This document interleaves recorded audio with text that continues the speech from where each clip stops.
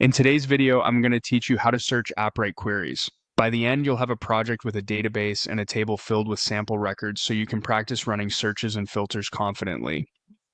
Start by opening the Appwrite console in your browser and signing in. If you're self-hosting, head to your own Appwrite URL. If you're using the cloud version, use the official console. Once you're in, you'll see your workspace.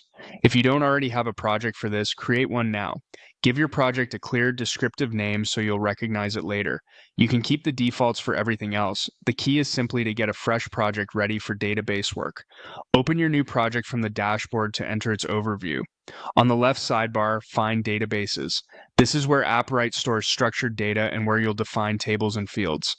Click into Databases to view the list. If this is your first time here, the list will be empty, which is exactly what we want. Create a new database.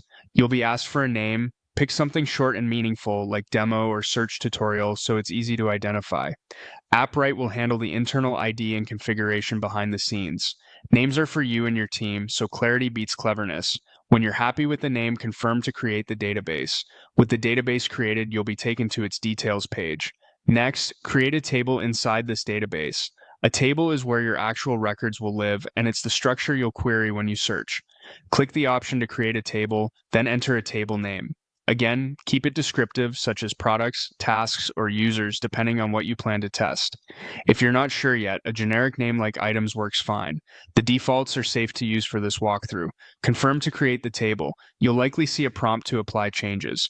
This is Appwrite's way of making sure your table schema is finalized before it goes live. Click Apply.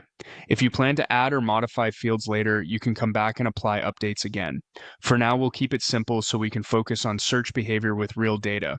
To make searching realistic and quick, generate sample data directly from the console. This option saves you the time of manually creating records one by one. Click.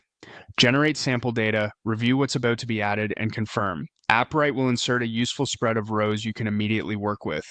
This is perfect for testing searches, filters, and sorting without having to seed data from code. When prompted, click Create to finalize the sample data generation. With your database and table ready and sample records in place, you now have everything you need to start exploring searches. In Appwrite, searching is handled through queries.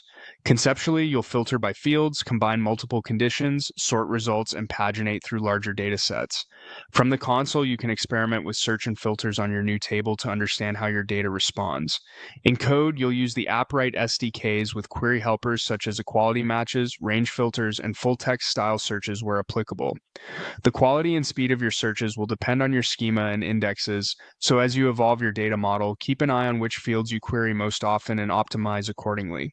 A few quick tips as you experiment. Use clear, consistent field names so queries are easy to read and maintain.